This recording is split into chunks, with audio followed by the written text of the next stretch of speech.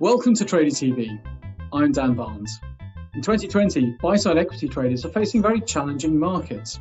Tony Nash, Managing Director for Electronic Trading at Stifel Europe, is here to discuss how trading risks and costs are being overcome. Tony, welcome to Trader TV. Thank you, Dan. Good to be here. So tell us, what were the most popular trading algorithms during the recent market volatility? So we saw a change in behavior from clients who were moving away from passive-based VWAP, TWAP strategies toward more strategic-based, almost synthetic DMA strategies, where the focus was on finding liquidity at the right price.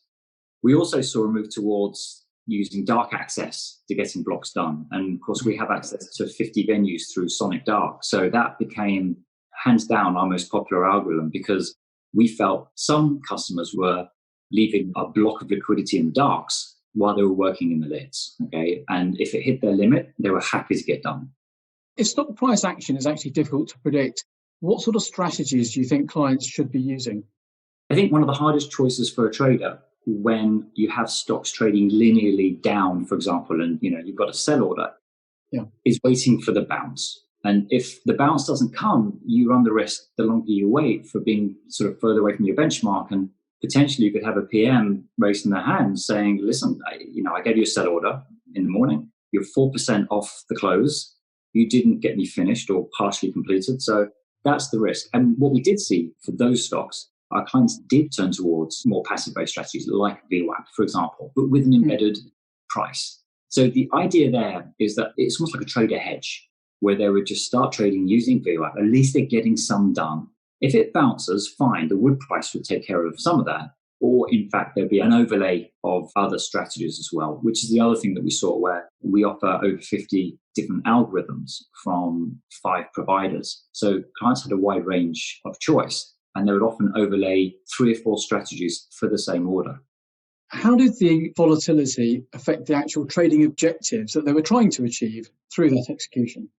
We immediately saw a shift towards a change of intraday behavior from clients, focusing on implementation shortfall as the benchmark. And we found there was much more a focus on what was the price when they started the order and how are we doing versus that.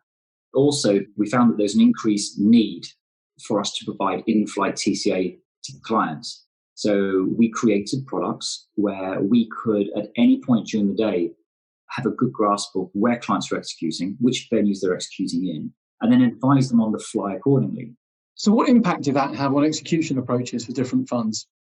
We saw customers moving away from a single strategy used against an order to using multiple strategies and overlaying them against orders. So typically, customers would put up maybe half the order in the darks at a limit that they want.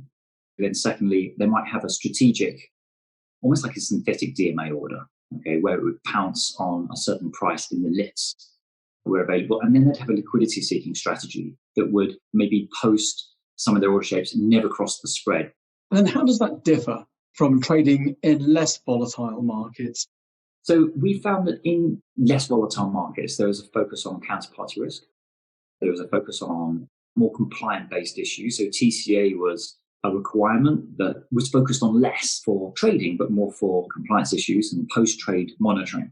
We also found much more use of passive strategies like VWAPs, but also sort of like in-line with volumes and also close strategies. But we would advise them based on the in-flight TCA that we were providing. And it really hinges on this low-touch plus sort of model that we have, where we give what we feel are the best of breed algorithms to clients, but also you've got 5 electronic sales traders that are experienced that can help guide clients away from or towards different strategies. Tony, how have the costs of trading changed over the period of 2020? In a normal environment, you'd find that a customer is happy being 10 basis points away from a rival price.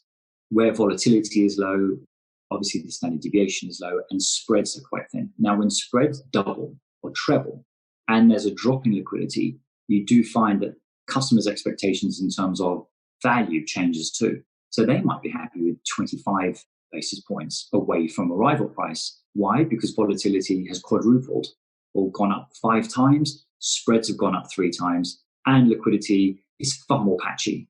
If you have a look at a 15-minute mean reversion, i.e. when you've stopped trading and the stock bounces back, in a highly volatile environment, that has less meaning than it does in low volatility. In other words, when it bounces back quite aggressively in a low volatile environment, you've probably been a bit aggressive on your participation ratio. If it's low, however, then you have got capacity to increase. We found that clients have been very engaged with changing their behavior according to these numbers, and they've shifted their mindset away from what value is perceived in volatile markets and not volatile markets. Tony, that's been excellent. Thank you. Thanks very much, Dan. I'd like to thank Tony for his insights and, of course, you for watching.